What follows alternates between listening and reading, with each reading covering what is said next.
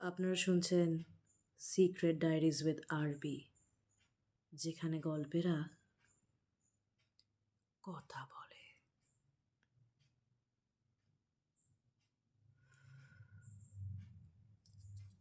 আপনারা যদি secret ডায়েরিজের launch করা ফিল্মগুলো দেখতে চান, তাহলে ডেসক্রিপশন বক্স থেকেও আপনারা দেখতে পারবেন। ডেসক্রিপশন বক্সে লিঙ্ক প্রোভাইড করা থাকবে। আর তা নয়তো আপনারা যদি চান, তাহলে আপনারা প্লেলিস্ট সেকশনে গিয়েও সেখানে যে শর্ট ফিল্মের প্লেলিস্ট করা আছে সেখান থেকে চাইলেও আপনারা দেখতে পারবেন। লকড রুমের দুটো পার্ট করা আছে, কারণ অনেকটা বড় হয়ে গেছিল, তো সেটাকে আমি দুটো পার্টে ভেঙে রেখে দিয়েছি। আপনারা ওখান থেকে চাইলেই গিয়ে চেক করতে পারেন। হ্যালো অ্যান্ড ওয়েলকাম সবাইকে সিক্রেট ডায়েরিজের আরও একটা নতুন এপিসোডে। আপনারা শুনছেন সিক্রেট ডায়েরিজ উইথ আরবি, যেখানে গল্পেরা কথা বলে। So so so very sorry for the late update. আজকের আপডেটটা দিতে ভীষণ লেট হয়ে গেছে আমার। আমি অ্যাকচুয়ালি বাড়ির একটু বাইরে ছিলাম, আমি বাড়ি ছিলাম না। অ্যান্ড আমার সিস্টেমও ক্র্যাশ করাতে আমি প্রপার টাইমে আপডেট দিতে পারলাম না। But extremely sorry for the late update.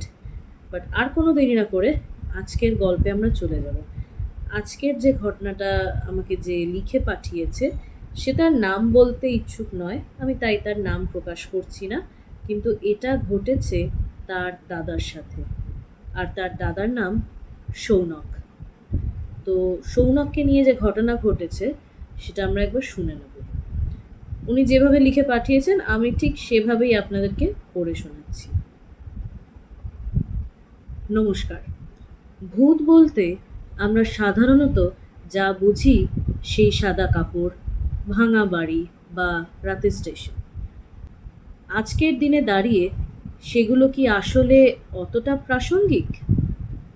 আজকের দিনে দাঁড়িয়ে আমাদের সবচেয়ে বড় একাগ্রতা, আমাদের সবচেয়ে গোপন মুহূর্তগুলো কোথায় বন্দি থাকে বলুন তো?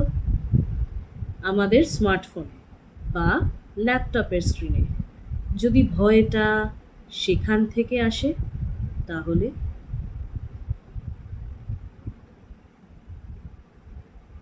সৌনক একজন মাল্টি ন্যাশনাল আইটি ফার্মের সিনিয়র ডেটা অ্যানালিস্ট। ওনার দাদা সৌনক একজন মাল্টি ন্যাশনাল আইটি ফার্মের সিনিয়র ডেটা অ্যানালিস্ট। রুচিবোধ অত্যন্ত মার্জিক, রুচিবোধ অত্যন্ত মার্জিত, একা থাকতে ভালোবাসে এবং সাউথ কলকাতার একটা হাই রাইজ অ্যাপার্টমেন্টের 12 তলায় তার ফ্ল্যাট। রাত তখন প্রায় 1টা, চারিদিক নিস্তব্ধ।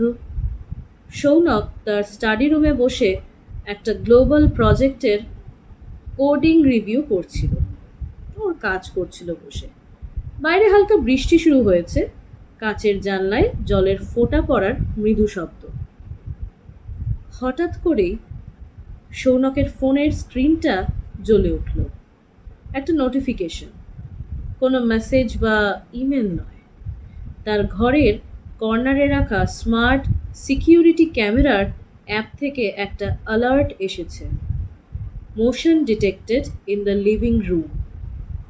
মোশন ডিটেক্টর ক্যামেরা লাগানো বেসিক্যালি, আর কিছু না। তো সেটা কোনোভাবে হয়তো অ্যাক্টিভেট হয়ে গেছে, এবার সেটা নোটিফিকেশন ঢুকেছে ওনার ফোনে। সৌনক ভুরু কুচকে তাকালো, ভাবলো লিভিং রুমে তো কেউ থাকার কথা নয়, সে একাই থাকে। হয়তো কোনো বড় মাকড়সা বা জানলার পর্দা নড়ার কারণে সেন্সার ট্রিগার হয়েছে। সে অ্যাপটা খুলে লিভিং রুমের লাইভ ফিডটা চেক করলো। নাইট ভিশন ক্যামেরার সেই চেনা সবুজা ধূসর screen, sofa, dining table, bookshelf সব ঠিকঠাক, কোথাও কিচ্ছু নেই। প্রথমে কোনো রকম কিছু অস্বাভাবিক দেখা যায়নি। তো সৌনক ফোনটা লক করে আবার ল্যাপটপে মন দিল, কাজে মন দিল। ঠিক 3 মিনিট পর আবার নোটিফিকেশন। এবার মেসেজটা একটু অন্যরকম। Human form detected near the hallway. সৌনকের হাত দুটো কিবোর্ডের ওপর থমকে গেল। Human form? এই অ্যাপের এআই ফেসিয়াল এবং বডি ডিটেকশন অত্যন্ত নির্ভুল, মানে ভুল করতেই পারে না। সে দ্রুত আবার লাইভ ফিডটা অন করলো। হলওয়ে বা যাতায়াতের প্যাসেজটা একদম ফাঁকা, কিন্তু ক্যামেরার কোণের দিকে একটা জিনিস দেখে সৌনকের বুকটা ধক করে উঠল। তার বেডরুমের দরজাটা, যেটা সে সবসময় বন্ধ রাখে, সেটা এখন ইঞ্চি দুয়েক হাঁ হয়ে গেছে, হালকা ফাঁকা। সৌনক নিজেকে বোঝালো, না, আমি হয়তো বেরোনোর সময় দরজাটা ভালো করে লক করিনি, বাতাসের চাপে খুলে গেছে। কিন্তু তার কপাল ততক্ষণে ঘামে ভিজতে শুরু করেছে। সে তার স্টাডি রুমের দরজাটা ভেতর থেকে লক করে দিল। ঠিক তখনই তার ল্যাপটপের স্ক্রিনের ডান দিকের কোণায় একটা পপ আপ ভেসে উঠল। সৌনক তার ফোনের ডেটা ল্যাপটপের সাথে সিঙ্ক করে রাখে।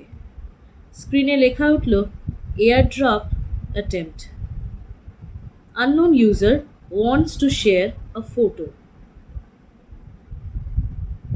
এই মাঝরাতে 12 তলার বন্ধ ফ্ল্যাটে তার প্রাইভেট ওয়াইফাই এবং ব্লুটুথ নেটওয়ার্কের রেঞ্জের মধ্যে কে এয়ারড্রপ পাঠাবে, এইটা তার মাথায় এলো না। যে আমার private wifi, private Bluetooth network, সেটা রেঞ্জে আবার এয়ারড্রপ কে পাঠাবে, তাও আবার এরকম সময়। সৌনক ভয়ে কাঁপতে কাঁপতে ডিক্লাইন করতে গিয়েও ভুলবশত অ্যাকসেপ্ট বাটনে ক্লিক করে ফেলল। মানে ও ভয়ে কাঁপতে কাঁপতে ডিক্লাইনে ক্লিক না করে অ্যাকসেপ্ট করে দিয়েছে। দেখবেন হয় অত্যন্ত প্যালপিটেশন যখন আমরা করে থাকি, অত্যন্ত যখন প্যানিক করি আমরা কিন্তু জানি যে আমাদেরকে কোথায় ক্লিক করতে হবে, কিন্তু আমরা সেই ভুল জায়গাতেই ক্লিক করে বসি আউট অফ প্যানিক। এটাই হয়েছে। ছবিটা ডাউনলোড হলো এবং স্ক্রিনে খুলে গেল। সেটা একটা লাইভ ছবি, খুব আবছা, কিন্তু আলো আছে। মানে বলতে পারেন যে খুব আবছা আলোয় তোলা, খুব একটা ক্লিয়ার নয়, ব্লারি। একটা বন্ধ দরজার ছবি। ভালো করে লক্ষ্য করতেই সৌনকের চশমার পেছনের চোখ দুটো স্থির হয়ে গেল। ওটা তো অন্য কোনো দরজা নয়, ওটা এই স্টাডি রুমেরই দরজা, যেটার ওপাশে সে নিজে বসে আছে।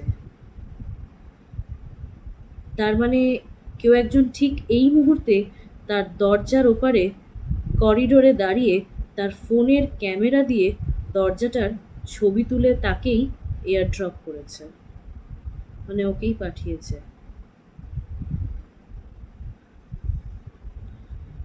This is creepy. আমার পড়তেই কেমন অস্বস্তি লাগছে। সৌনকের নিঃশ্বাস বন্ধ হয়ে আসার উপক্রম। সে ল্যাপটপের স্ক্রিনের দিকে তাকিয়ে স্তব্ধ হয়ে বসে রইল। করিডোরে কোনো পায়ের শব্দ নেই, কোনো নিঃশ্বাসের আওয়াজও নেই। হঠাৎ তার ফোনটা আবার ভাইব্রেট করে উঠল। এবার ক্যামেরার অ্যাপ থেকে সরাসরি একটা টেক্সট অ্যালার্ট এসেছে। স্ক্রিনে ভেসে ওঠা লেখাটা পড়তে পড়তে সৌনকের মস্তিষ্ক যেন অবশ হয়ে গেল।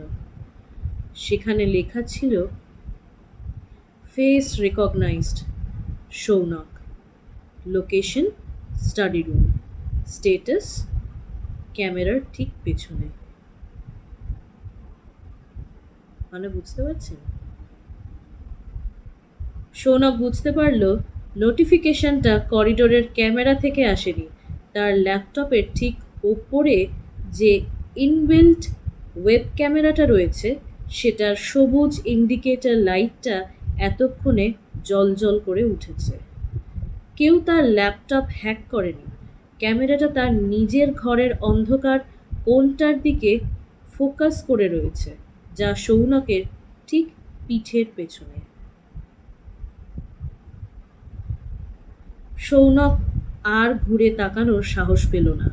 ল্যাপটপের কালো স্ক্রিনের রিফ্লেকশনে সে দেখতে পেল তার ঠিক পেছনের অন্ধকার থেকে দুটো দীর্ঘ অস্বাভাবিক আঙুল আস্তে আস্তে তার কাঁধের দিকে নেমে আসছে।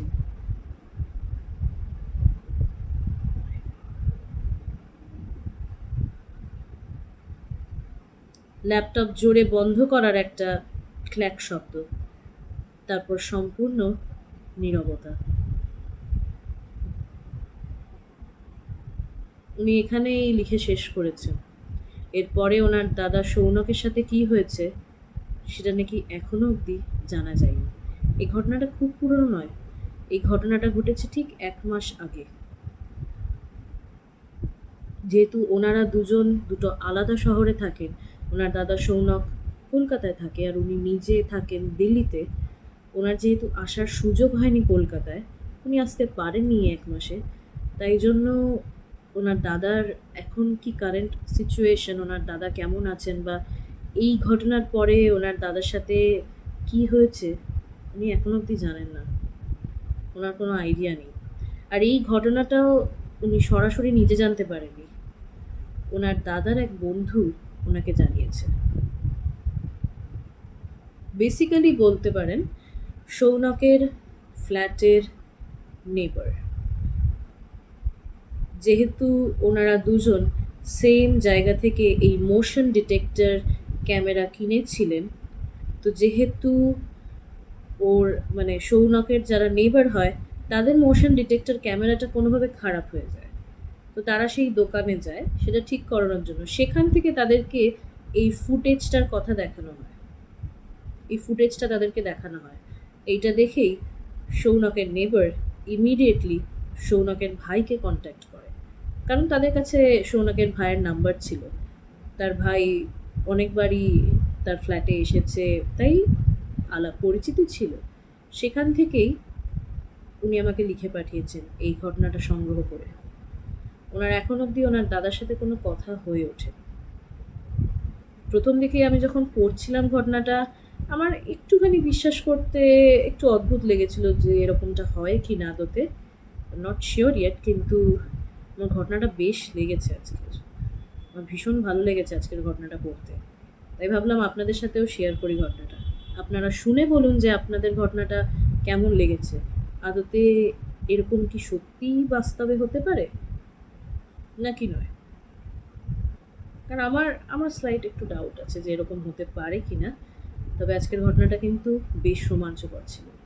তো যদি আজকের ঘটনা আপনাদের ভালো লেগে থাকে তাহলে অবশ্যই লাইক, কমেন্ট, শেয়ার এবং সাবস্ক্রাইব করবেন চ্যানেলটিকে। বেল আইকনে কিন্তু ক্লিক করতে ভুলবেন না, আসছে এরকম আরও নতুন নতুন আপডেটস। আর যদি আপনারা চান যে আপনারা ওনার মতন আমাকে আপনাদের গল্প শেয়ার করবেন, তাহলে যে জিমেল আইডিটা আমাদের ডেসক্রিপশন বক্সে দেওয়া আছে আর biswas8226@gmail.com, সেখানে আপনারা আমাদের মেলও করতে পারেন।